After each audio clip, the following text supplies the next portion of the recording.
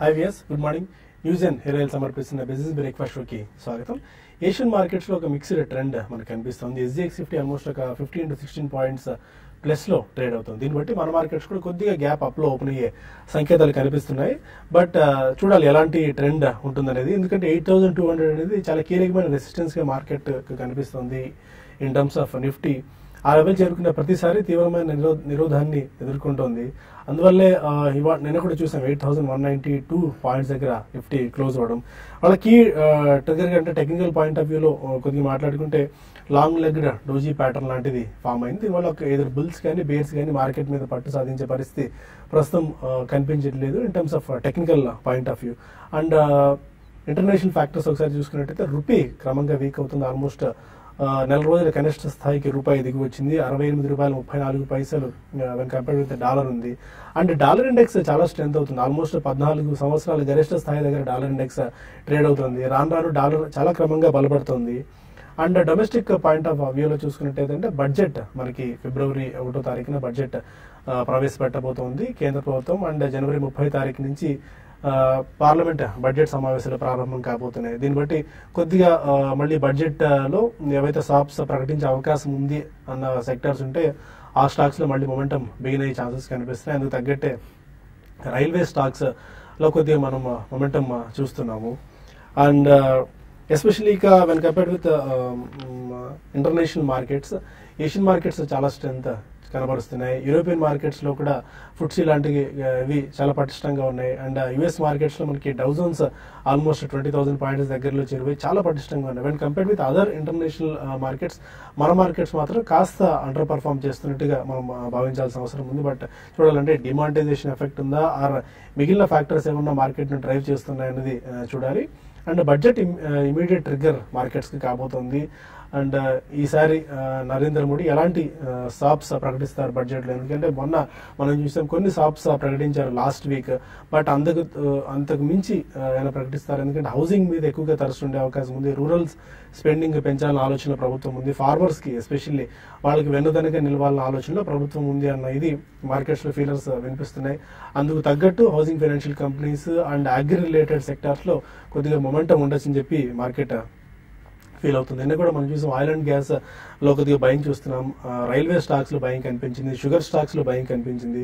Logistic space లో కూడా నిన్న కొద్దిగా కొనుగోళ్ల మద్దతు చూసాం. ఎందుకంటే నిన్న జిఎస్టీ కౌన్సిల్ మీటింగ్ జరుగుతుంది. ఇవాళ 2 days మీటింగ్ మనం చూస్తున్నాం. But maybe April dead line అయితే నో డౌట్ జిఎస్టీ ఇంప్లిమెంట్ అయ్యే అవకాశం దాదాపుగా లేనట్టే. అండ్ కొంతమంది అయితే జూన్ జూలై కూడా అనుకుంటున్నారు. ఆ డెడ్ లైన్ కూడా క్రాస్ అయ్యి మేబీ ఆగస్ట్ సెప్టెంబర్ లో జిఎస్టీ ఇంప్లిమెంట్ అయ్యేందుకు కొన్ని పార్టీలు మొగ్గు చూపే అవకాశం మనకు కనిపిస్తుంది. అందువల్ల సెప్టెంబర్ దాకా జిఎస్టీ సంబంధించిన అమలుకు ఆగాల్సిన అవసరం ఉంది. బట్ స్టిల్ ఆ పాజిటివ్ సెంటిమెంట్ అయితే లాజిస్టిక్ స్టాక్స్ లో బయింగ్ కనిపిస్తుంది. ఇవాళ స్టాక్ స్పెసిఫిక్ గా చూసుకున్నట్టయితే దివీస్ ల్యాబ్స్ ఒకటి మేబీ వాళ్ళు ఇచ్చిన 483 ఇంపోర్ట్ అలర్ట్ గా మారే అవకాశం ఉందని చెప్పి స్ట్రీట్ ఎక్స్పెక్ట్ చేస్తుంది. అందుకే లాస్ట్ 15-20 minutes లో నిన్న కొద్దిగా డెలివరీ బేస్డ్ సెల్లింగ్ కూడా దివీస్ ల్యాబ్స్ లో కనిపించింది. 777 ఇది అంటే 740 ఆర్డ్ లెవెల్స్ దగ్గర 52 వీక్ లో అది కూడా కట్టే ఛాన్సెస్ కనిపిస్తున్నాయి దివీస్ ల్యాబ్స్ లో. అండ్ వోకార్డ్ ఫార్మాకి సంబంధించి Wockhardt pharma Ankleshwar API unit కి వాళ్ళకి ఇంపోర్ట్ అలర్ట్ రావడం మనం దీన్ని చూసాం. దీన్ని బట్టి ఇవాళ దివీస్ ల్యాబ్స్ అండ్ వోకార్డ్ ఫార్మాలో కొద్దిగా నెగిటివ్ ఇది ఉండే ఛాన్సెస్ కనిపిస్తున్నాయి. హౌసింగ్ ఫైనాన్షియల్ కంపెనీస్ పోటీ పడి state bank of India 90 basis points cut చేసిన తర్వాత ఆ ప్రెషర్ ను తట్టుకునేందుకు మిగిలిన హౌసింగ్ ఫైనాన్షియల్ కంపెనీస్ కూడా భారీ ఎత్తున క్రూయల్ రేట్ కట్స్ చేస్తున్నాయని చెప్పుకోవాల్సిన అవసరం ఉంది. నిన్న కూడా చూసాం HDFC, India bulls housing finance లాంటి కంపెనీస్ భారీ ఎత్తున రేట్లు తగ్గించాయి. బట్ బ్యాంక్స్ కున్న వెసులుబాటు హౌసింగ్ ఫైనాన్షియల్ కంపెనీస్ ఉండదు. ఎందుకంటే వాళ్ళకి cheaper availability of loans banks ఉంటుంది. ఆ వెసులుబాటు అయితే హౌసింగ్ ఫైనాన్షియల్ కంపెనీస్ ఉండదు. కాబట్టి మార్జినల్ ప్రెషర్ బాగా ఎక్కువగా ఉంటుంది హౌసింగ్ ఫైనాన్షియల్ కంపెనీస్ కి. మేబీ మార్జిన్స్ పరంగా ఒక 50 basis points దాకా క్షీణత కనిపించవచ్చు హౌసింగ్ ఫైనాన్షియల్ కంపెనీస్ లో. దీంతో ఇవాళ HDFC, India bulls housing finance లాంటి కౌంటర్ లో కొద్దిగా మనం నెగిటివ్ ట్రెండ్ చూసే అవకాశం కనిపిస్తుంది. మొత్తానికి ట్రెండ్ అయితే కొద్దిగా మిక్స్డ్ గా మనకు కనిపిస్తుంది. ఇవాళ ఎలాంటి ఓపెనింగ్ ఉండొచ్చు, ఎలాంటి ట్రేడింగ్ ఐడియాస్ అండ్ వాళ్ళ ఇన్వెస్ట్మెంట్ స్ట్రాటజీస్ పై మనతో మాట్లాడేందుకు అనలిస్ట్ సిద్ధంగా ఉన్నారు. Good morning both of you sir. ఒక జంక్షన్ లో మనం ఉన్నాం ప్రస్తుత పరిస్థితులు. ఎందుకంటే ఇంటర్నేషనల్ మార్కెట్స్ అన్ని చాలా పాజిటివ్ గా ఉన్నాయి. డాలర్ 14 years హైలో ఉంది. డౌజోన్స్ రికార్డ్ హై దగ్గర ఉంది. ఫుట్సీ లాంటి European markets and Asian markets లో కూడా మంచి పటిష్టత చూస్తున్నాం. బట్ మన మార్కెట్స్ కాస్త అండర్ పర్ఫార్మ్ చేస్తున్నాయి, ఒక రేంజ్ బౌండ్ లో ట్రేడ్ అవుతూ వస్తున్న పరిస్థితి. ఇమీడియట్ ట్రిగ్గర్ నిన్న కూడా మనం డిస్కస్ చేసినప్పుడు అన్నాం, క్వార్టర్లీ రిజల్ట్స్ ఒకటి అండ్ బడ్జెట్ ఒకటి మేజర్ ట్రిగ్గర్స్ గా కనిపిస్తున్నాయి. ఎలాంటి అప్రోచ్ ఈ టైంలో ఇన్వెస్టర్స్ తీసుకోవాలి? బేసికలీ క్వార్టర్లీ రిజల్ట్స్ ఈ క్వార్టర్ డెఫినెట్లీ అంత బాగుండవు అని చెప్పి I think that is almost discounted అండి. కాకపోతే మనకి బడ్జెట్ గురించి కొద్దిగా హోప్ అండ్ నాయిస్ అనేది పెరుగుతుంది, కాబట్టి they can be a small rally but it will not out beat. అంటే మనకి లాస్ట్ 2-3 days లో చెప్పుకుంటున్నట్టు probably it can only be 200 to 250 points rally between 8,000 to 8,300 అని చెప్పి చెప్పుకోవచ్చండి. బట్ మేజర్ గా మనకి బడ్జెట్ లో ఏమన్నా స్ట్రాంగ్ రిఫార్మ్స్ అనేది ట్యాక్స్ పరంగా రేషనలైజేషన్ కానివ్వండి, స్లాబ్స్ పెంచడం కానివ్వండి, లేకపోతే ఓవరాల్ ట్యాక్స్ స్ట్రక్చర్ లో మనకి తగ్గించడం కానివ్వండి, ఇటువంటి ఏమైనా జరిగితే there can be some rally beyond budget. But before budget definitely I don't think the market is going to run away. ఎందుకంటే కార్పొరేట్ రిజల్ట్స్ లో కొన్ని మిక్స్డ్ గా ఉండొచ్చు, but majority of them will be I think on the poorer side only. So ఈ కారణం వలన international market strong గా ఉన్నా కానీ మనకి ఇప్పుడు ఓన్లీ డొమెస్టిక్ రీజన్స్ చాలా స్ట్రాంగ్ ప్రభావం చూపిస్తున్నాయి మన మార్కెట్స్ మీద. మనకి డిమానిటైజేషన్ ఎఫెక్ట్ అనేది డెఫినెట్లీ ఈ క్వార్టర్లో కూడా అంత ఈజీగా తేలేదు కాదు, ఎందుకంటే రీమానిటైజేషన్ అనేది డెఫినెట్లీ ఈ క్వార్టర్ దాకా కూడా జరగచ్చు. నెక్స్ట్ 1 or 2 months కూడా completely restocking of all rural banks అనేది నిన్న ఆర్బీఐ వాళ్ళు స్ట్రెస్ చేశారు. సిటీస్ లో ఉన్న బ్యాంక్స్ కి అందుతోంది కానీ కరెన్సీ రూరల్ బ్యాంక్స్ కి అంతగా అందట్లేదు. అక్కడ ఎక్కువ అబౌట్ 40% ఆఫ్ ద కరెన్సీ అటువైపు వెళ్ళాలని చెప్పి వాళ్ళు ఒక సాఫ్ట్ డైరెక్షన్ కూడా ఇచ్చినట్టు మనకు తెలుస్తుంది. సో ఇవన్నీ కూడా మనకి ఒక కొలికి రావడానికి ఈ క్వార్టర్ పడుతుందండి. So in my opinion definitely after budget ఒకవేళ బడ్జెట్ లో ఎక్స్ట్రీమ్లీ స్ట్రాంగ్ పాజిటివ్స్ ఉండి ఒకవేళ ఏదన్నా strong street consensus next year బాగుంటుంది అని అనిపిస్తేనే కానీ I don't think there is a major rally. But results పరంగా చూసుకుంటే మాత్రం డెఫినెట్లీ కొన్ని రిజల్ట్స్ మాత్రం స్వల్పంగా బాగానే ఉండొచ్చు, బట్ మెజారిటీ రిజల్ట్స్ బాగుండవు. కాబట్టి I think it's only traders market అండి. ఇన్వెస్ట్మెంట్స్ కి definitely people can wait till the budget also. అంటే రిజల్ట్స్ వెలువడే సమయానికి మనకి 15th January నుంచి మొదలైతే ఈ లోపల 1st February బడ్జెట్ కాబట్టి నెక్స్ట్ 15th నుంచి about 10th to 15th of February మధ్యలో we can take strong investment decision to commit bulk money. అప్పటిదాకా మాత్రం it's better to wait in cash అని చెప్పొచ్చు. అంటే టెక్నికల్స్ ఏం సూచిస్తున్నాయి? ఎందుకంటే 8,200 ఎస్పెషల్లీ ఇంకా పాయింట్ స్పెసిఫిక్ గా మాట్లాడుకుంటే 8,226 or 8,220 అనేది చాలా కీలకమైన ఇదిగా అక్కడ కనిపిస్తుంది రెసిస్టెన్స్. ఆ పాయింట్ కి వచ్చిన ప్రతిసారి అక్కడ సెల్లింగ్ ప్రెషర్ మనం చూస్తున్నాము. అండ్ టెక్నికల్స్ ఏం సూచిస్తున్నాయి? And any trading ideas for today? Basically I think మీరు అన్నట్టు 8226 అనేది అబౌట్ 100-day మూవింగ్ యావరేజ్ అది. సో అక్కడ ఒక కీ రెసిస్టెన్స్ ఉండే ఛాన్స్ ఉంది. బికాస్ ఎప్పుడైతే మనకి 200-day మూవింగ్ యావరేజ్ కింద 100-day వస్తుందో సో ప్రాబ్లీ కొద్దిగా సైడ్ వేస్ గానీ వీక్నెస్ గానీ ఉండే ఛాన్స్ ఉంది. ఐ థింక్ మీరు ఇనిషియల్ స్పీచ్ లో చెప్పినట్టు నేను ఒక లాంగ్ లెగ్ డోజీ ఫార్మేషన్ మనం చూసాం.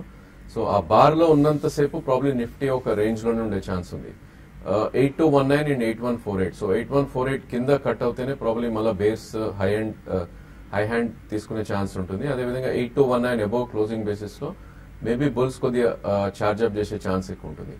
బట్ డెఫినెట్లీ మనకి రేంజ్ ఏదైతే అనుకుంటున్నామో 79 నుంచి 83 రేంజ్, మేబీ మనం higher end of the range లో ఉన్నాం ఇప్పుడు. ప్రాబ్లీ ఇక్కడ నుంచి ఒక 50-70 పాయింట్స్ పెరిగితే కనుక దాన్ని మనం సప్లై జోన్ గా పరిగణిస్తాం. సో ఈ నేపథ్యంలో 8268 అనేది ప్రాబ్లీ 200-day మూవింగ్ యావరేజ్ కాబట్టి ఐ థింక్ 8250 నుంచి 83 మధ్యలో ఒక మంచి సెల్ ఆఫ్ వచ్చే ఛాన్సే ఎక్కువ కనిపిస్తుంది. అండ్ మనం గమనించాల్సింది ఏంటంటే మనం యాక్చువల్ ట్రెండ్ ఏదైతే ఉందో ప్రాబ్లీ షార్ట్ టర్మ్ ట్రెండ్ అనేది కొద్దిగా డౌన్ ట్రెండ్ ఉంది. ఎందుకంటే last couple of weeks or months గా చూస్తే కనుక lower bottoms and lower top formations చూస్తున్నాం. సో నెక్స్ట్ టాప్ అనేది 8598, ప్రాబ్లీ 8598 క్రాస్ అవుతేనే మళ్ళీ నెక్స్ట్ బుల్ ట్రెండ్ వెళ్ళే ఛాన్స్ ఉంటుంది. అదర్వైజ్ డెఫినెట్లీ మనకు ఒక రేంజ్ లోనే ట్రేడ్ అయ్యే అవకాశాలు ఎక్కువ ఉన్నాయి. అదేవిధంగా బ్యాంక్ నిఫ్టీ చూస్తే కనుక మనకి 200-day moving average and 20-day moving average almost merge అయినాయి. సో ప్రాబ్లీ ఐ థింక్ అది ఒక గట్టి రెసిస్టెన్స్ గా మనకి యాక్ట్ చేస్తుంది ఈ స్టేజ్ లో. So 18,175 above at least 1 or 2 days close అవుతేనే మేబీ నెక్స్ట్ ర్యాలీ వచ్చే ఛాన్స్ ఉంటుంది. లేదు అంటే కనుక ప్రాబ్లీ డౌన్ సైడ్ ఎక్కువ స్కోప్ ఉంది బ్యాంక్ నిఫ్టీలో కూడా. సో ఈ నేపథ్యంలో 150-200 పాయింట్స్ బ్యాంక్ నిఫ్టీలో ర్యాలీ వస్తే కనుక ప్రాబ్లీ పుట్ ఆప్షన్స్ రూపంలో షార్ట్ పొజిషన్స్ క్రియేట్ చేయొచ్చు. అండ్ ఈవెన్ నిఫ్టీలో కూడా ఆల్మోస్ట్ 70-80 పాయింట్స్ పైకి వెళ్తే కనుక మేబీ పుట్ ఆప్షన్స్ రూపంలో షార్ట్ పొజిషన్స్ క్రియేట్ చేయొచ్చు అని చెప్తాను. ఓకే, కొంతమంది కాలర్స్ లైన్ లో ఉన్నారు. ఫస్ట్ కాలర్ చెన్నై నుంచి శర్మ. అడగండి శర్మ గారు. నమస్కారం అండి. నమస్కారం అండి. ఇప్పుడు నేను 2 స్టాక్స్ గురించి కంపారిజన్ అడుగుతున్నాను. చెప్పండి. ఒకటి ఏషియన్ మోటార్స్, రెండోది ఎంఆర్ఎఫ్ టైర్స్. ఈ రెండింటిలో ఏది బెటర్ గా పర్ఫార్మ్ చేసే అవకాశం ఉంది in the light of the present? Asian Motors అండి, ఐషర్ మోటార్స్. సారీ, అదే ఇక్కడ వినట్లేదు. Asian Motors and MRF. There is no comparison between two, and rendu kuda one of the highest price stocks in terms of only price points. So definitely both of them are leaders in their own sectors, and but Eicher Motors is a niche company in terms of Royal Enfield Bullet motorcycles edaithe untayo avi chaala niche segment and the leisure biking segment. MRF tires lo leader andi, and it's a very strong company endukante dani chaala chinna equity and very strong fundamentals kabatti. So ఈ కారణం వలన ఈ రెండిట్లో ఏది better perform చేస్తుంది, ఏది better company, there is no comparison. You cannot compare, they are incomparable. కాబట్టి రెండు కూడా చాలా స్ట్రాంగ్ కంపెనీసే. కాబట్టి మీకు ఒకవేళ కొనదలుచుకుంటే రెండిట్లో కూడా maybe Eicher Motors as well as MRF లో కూడా కొద్దిగా పొజిషన్స్ తీసుకుంటే బెటర్. బట్ రెండిటి మధ్యలో you cannot distinguish, and it's very difficult అండి. అండ్ ఒక caveat, I also own Eicher Motors for quite some time and long time. Okay, కొన్ని emails కూడా తీసుకుందాం. ఈ లోపు మాధవి లత అడుగుతున్నారు, సెయింట్ గోబెన్ 43 రూపీస్లో 1000 షేర్స్ తీసుకున్నారు. అండ్ ఓకే, ఈ టైంలో ఇంకా యావరేజ్ చేసుకోవచ్చా? ప్రాబ్లీ స్టాక్ కొద్దిగా సైడ్ వేస్ ట్రెండ్ లో ఉందండి. లాస్ట్ కపుల్ ఆఫ్ మంత్స్ గా చూస్తే కనుక ఆల్మోస్ట్ మనకి 39 నుంచి 59 ఒక రేంజ్ లో ట్రేడ్ అవుతుంది చూస్తున్నాం. సో నా ఉద్దేశంలో ప్రాబ్లీ మోర్ కరెక్షన్ వచ్చే ఛాన్స్ ఎక్కువ ఉంటుంది ఇక్కడ. మేబీ 36 or 37 వస్తే కనుక సెకండ్ ప్రైస్ పాయింట్ మీరు యావరేజ్ చేయొచ్చు. బట్ ఈ స్టాక్ కి డెఫినెట్లీ మీకు 1.5 year వ్యూ ఉంటేనే యావరేజ్ చేయండి. అండ్ 2012 లో ఇది హై 70 వెళ్ళటం చూసాం. మేబీ నెక్స్ట్ 2 years లో ఇది 70 దాకా టచ్ అయ్యే ఛాన్స్ ఎక్కువ ఉంది. Okay, final company calls and emails తీసుకున్నాం. బిజినెస్ బ్రేక్ఫాస్ట్ లో చిన్న బ్రేక్ తీసుకుందాం.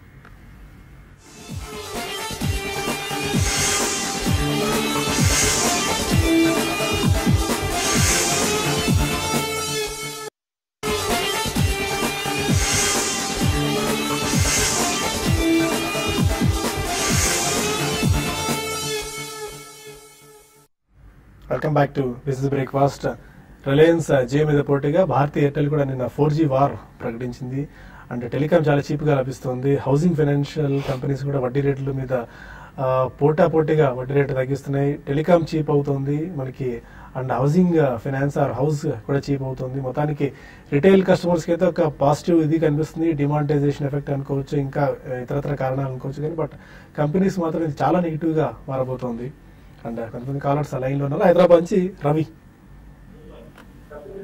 హలో, చెప్పండి sir. Good morning sir. Morning అండి. నా క్వశ్చన్ బాలాగారు సార్ కోసం అండి. చెప్పండి సార్. ఒకటి Advance NGM, Divi's, Manappuram finance, Sun Pharma, ఇవి లాంగ్ టర్మ్ కోసం తీసుకొచ్చాను ఒక 1 year కోసం ప్రజెంట్ లెవెల్స్ లో. ఇంకోటి నేను కేంబ్రిడ్జ్ 100 shares 123 రూపీస్ పైన హోల్డ్ చేస్తున్నాను సార్. ఇంకేమైనా యాడ్ చేయమంటారా ఇప్పుడు, లేకపోతే అది అట్లనే హోల్డ్ చేయమంటారా?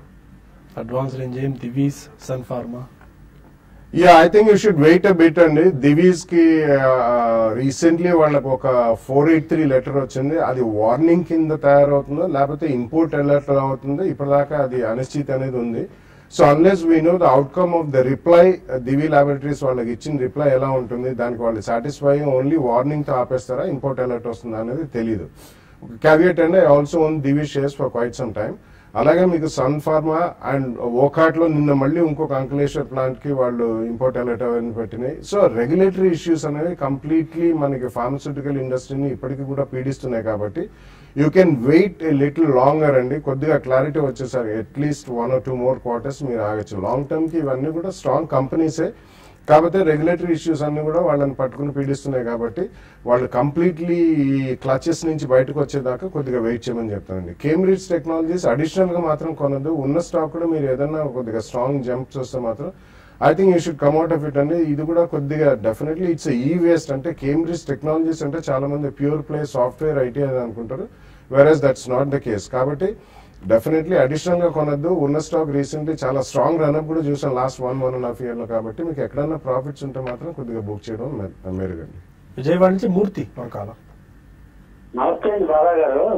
మీరు తరచుగా ఇస్తున్న సలహాలు బట్టి నేను జిఎస్టీ హౌసింగ్ ఫైనాన్స్, గృహ ఫైనాన్స్, అలాగే దేవాన్ హౌసింగ్ ఫైనాన్స్, ఈ 3 కూడా బాగా అక్యుములేట్ చేశాను. కొంచెం తక్కువ ప్రైస్ లోనే చేశాను. లాంగ్ టర్మ్ కోసం అటు పెట్టుకోవచ్చా? తర్వాత ఏమో ఇంకో నా ప్రశ్న ఏంటంటే, నేను 70 రూపాయలు అట్లాంటా, అలాగే 82 రూపాయలు సుప్రీం ఇన్ఫ్రా కొన్నానండి ఈ మధ్యనే. వీటి అటువైపు వస్తే లేకపోతే కొంచెం సర్జెస్ భయపడమంటారా? Okay. No, housing finance long term ante definitely it's going to be beyond 2 or 3 years and it's not for 6 months or 1 year. Definitely long term lo 2-3 years lo housing finance companies will do well. Endukante initially vallaki price war anedi in terms of interest reduction, ఎందుకంటే there is going to be a extremely competitive landscape. ఈ మధ్య కాలంలో మనం చూస్తే base interest rates భారీగా తగ్గే అవకాశం next 1.5 year లో ఇంకా కూడా మనం రూల్ చేయలేం. కాబట్టి ఇటువంటిప్పుడు కొంత లో కాస్ట్ ఫండింగ్ ఉన్న పబ్లిక్ సెక్టర్ బ్యాంక్స్ కూడా ల్యాండ్స్కేప్ లోకి దిగుతాయి. కాంపిటేటివ్ ల్యాండ్స్కేప్ పెరుగుతుంది కాబట్టి లాంగ్ టర్మ్ లో తప్పకుండా మంచి రిటర్న్స్ ఇచ్చే అవకాశం ఉందండి all housing finance companies. And కొన్న వాటిలో డీసెంట్ పిక్స్ మీరు చేశారు, లో లెవెల్లో కూడా చేశారు కాబట్టి. But when you get about 20-25% కనుక ఎక్కడన్నా మీకు ప్రాఫిట్స్ కొద్దిగా ఫాస్ట్ గా కనిపిస్తే maybe in the next 3 to 6 months తప్పకుండా కొద్దిగా ప్రాఫిట్స్ బుక్ చేయమని చెప్తానండి. అండ్ ఇన్ఫ్రాస్ట్రక్చర్ కంపెనీస్ లో ఆల్ సుప్రీం ఇంట్రా ఇటువంటివి కూడా మీకు అబౌట్ 15-20% వస్తే మాత్రం తప్పకుండా ప్రాఫిట్స్ బుక్ చేయండి. ఎందుకంటే వాటికి కూడా as interest cost go down వీళ్ళు కూడా రీబారోయింగ్ ఇటువంటివన్నీ చేస్తే కూడా డెఫినెట్లీ కొద్దిగా ఫండమెంటల్ స్ట్రక్చర్ అనేది చేంజ్ అవుతుంది. కాబట్టి మీరు ప్రాఫిట్స్ ఎక్కడొచ్చినా కానీ బుక్ చేస్తూ వెళ్ళడం చాలా ఉత్తమం అండి. అండ్ హైదరాబాద్ నుంచి సురేష్ మన కాలర్. అడగండి సురేష్. హలో హలో హలో అండి, చెప్పండి. గుడ్ మార్నింగ్ అండి. బాలగారితో మాట్లాడాలండి. చెప్పండి. ఇది బాలగారు లాస్ట్ దీపావళికి రికమెండేషన్ లో నందన్ అని ఒక రికమెండ్ చేశారు. నేను SIP లో ఉన్నాను. Is it still fine to continue that? I'm a very long term investor. ఇవాళ న్యూస్ కూడా ఒకటి బ్రేక్ అవుతుంది. Yeah, they can raise the FII limit up to 49% అని చెప్పి వచ్చిందండి. Nandan denim will happen to be the one of the three large companies from the country which exports all sorts of denims అండి. and recently వాళ్ళకి చాలా strong expansion కూడా అయింది. It's a strong company. I still go by the same statement అండి. You can still continue to stay invested in it. ఎక్కడైనా sharp dips రాబోయే కొన్ని రోజుల్లో వస్తే కనుక మీరు అడిషనల్ కూడా కొనండి. రాబోయే long term very long term investor అంటున్నారు కాబట్టి తప్పకుండా మీకు మంచి ప్రాఫిట్స్ వచ్చే అవకాశం ఉంది. బట్ వెరీ లాంగ్ టర్మ్ అని ఒకవేళ క్వాంటిటీ పరంగా ఎక్కువ అక్యూములేట్ చేస్తే మాత్రం ఎక్కడైనా మీకు షార్ప్ స్పర్ట్స్ వచ్చి ఒక క్వార్టర్ రిజల్ట్స్ కానివ్వండి, ఏదన్నా న్యూస్ బేస్డ్ స్ట్రాంగ్ ర్యాలీస్ వస్తే మాత్రం కొద్దిగా ప్రాఫిట్ ఒకసారి బుక్ చేసి మళ్ళీ లో లెవెల్లో కొనండి. ఎందుకంటే ఇది 1 way రన్అవే షేర్ కూడా కాదు. సో మీకు యావరేజ్ కాస్ట్ కూడా తగ్గుతుంది. లాంగ్ టర్మ్ లో చాలా మంచి బెనిఫిట్ వచ్చే అవకాశం ఉంది. ఆత్మకూరు నుంచి వెంకటలక్ష్మి కాలర్. అడే లక్ష్మి గారు. హలో హలో హలో, చెప్పండి లక్ష్మి గారు. నేను షేర్స్ కొనాలనుకుంటున్నాను. ఎవరిని అడగాలి, ఎలాగా, ఏంటి? ఈ సరే మీరు మార్కెట్లోకి ఎంటర్ అవుదాం అనుకుంటారు, మంచి నిర్ణయం. కాకపోతే ఇక్కడ చిన్న ఈ 30 seconds గ్యాప్ లో మనం చెప్పడం కష్టం అండి. మీ దగ్గర ఉన్న మీ ఊర్లో మంచి బ్రోకర్స్ ఉంటే ఒకసారి బ్రోకర్స్ ని కన్సల్ట్ అవ్వండి. మీరు డీమాట్ అకౌంట్ ఓపెన్ చేసిన తర్వాత ఒకసారి మాకు ఫోన్ చేస్తే మేము దాన్ని బట్టి మీకు షేర్స్ సజెస్ట్ చేయడము లేకుంటే మ్యూచువల్ ఫండ్స్ సజెస్ట్ చేయడము చేస్తాం. చాలా షార్ట్ టైంలో మనం చెప్పడం కష్టం అండి ఇది. అండ్ కొన్ని మెయిల్స్ అక్కడ తీసుకుందాం. పవన్ అడుగుతున్నారు, యూఎస్ కి షిఫ్ట్ అయ్యారట రీసెంట్ గా తను. అండ్ రెగ్యులర్ గా మ్యూచువల్ ఫండ్స్ లో 3 years నుంచి ఇన్వెస్ట్ చేస్తున్నారు. అండ్ యూఎస్ కి వెళ్ళిన తర్వాత KYC నామ్స్ ఏమైనా అప్డేట్ చేసుకోవాలా, అక్కడ ఉండి ఇక్కడ ఇండియాలో ఏమైనా సిప్ స్టార్ట్ చేసుకోవచ్చా? అంటే ఇందులో 2 అంశాలు ఉన్నాయండి. యుఎస్ కి వెళ్ళాను అంటే ఒకవేళ మీరు యుఎస్ సిటిజన్షిప్ తీసుకున్నా అక్కడ మీరు ఉద్యోగం చేస్తున్నా ఆబ్వియస్లీ మీరు ఉద్యోగం చేస్తున్నట్టు KYC మాత్రం డెఫినెట్లీ అప్డేట్ చేయాలండి. Not only NRIs, recently all Indian account holders కూడా అందరు బ్యాంక్స్ వాళ్ళు కూడా మన ఆధార్ కార్డ్ అప్డేట్ చేయమని చెప్పి గతంలో మనం సబ్మిట్ చేసిన ఏదైనా ప్రూఫ్స్, ఐడి ప్రూఫ్స్ కానీ ఇటువంటివన్నీ కూడా మళ్ళీ ఫ్రెష్ గా అడిగి తీసుకున్నారండి రీసెంట్లీ. కాబట్టి మీరు KYC అప్డేట్ చేయడం అనేది డెఫినెట్లీ అది it's mandatory and it is good also అండి. నెంబర్ 2, మీరు అక్కడి నుంచి డెఫినెట్లీ మీరు చేయొచ్చా అంటే మీకు ఒకవేళ గతంలో ఉన్న సేవింగ్స్ బ్యాంక్ అకౌంట్ మీరు ఇక్కడ NRO అకౌంట్ కింద ట్రాన్స్ఫర్ చేసుకోగలిగితే అందులోంచి మీరు directly through net also mutual fund subscribe చేసుకోవచ్చండి. ఇన్వెస్ట్మెంట్ సర్వీస్ అకౌంట్ అని జనరలీ కొంత ఈ నెట్ బేస్డ్ బ్యాంకింగ్ వాళ్ళది ఉంటుంది కాబట్టి దాంట్లో మీరు డైరెక్ట్లీ మీరు ఇతరత్ర మీడియేటర్ ప్రమేయం లేకుండా కూడా చేసుకోవచ్చు. ఒకవేళ మీరు NRE అకౌంట్ సెపరేట్లీ ఓపెన్ చేసినా కానీ దానికి సపరేట్లీ మీరు KYC నామ్స్ అన్ని ఇచ్చి you can opt for that investment service account. Sitting in America, you can definitely subscribe to a few mutual funds, not all. Definitely through net కూడా చేసుకోవచ్చు. మీరు మీ bank అని సంప్రదిస్తే మీకు రెస్ట్ ఆఫ్ ద డీటెయిల్స్ అన్ని ఇస్తారండి. ఓకే, మనకి TV5 న్యూస్లో సమయం ఇంకా చాలా మెయిల్స్ మనకి పెండింగ్లో ఉన్నాయి. టీవీ5 మనీలో కలుద్దాం యూట్యూబ్ వేదిక ద్వారా. అక్కడ మరిన్ని కాల్స్ అండ్ ఈమెయిల్స్ తీసుకుందాం. Stay with us.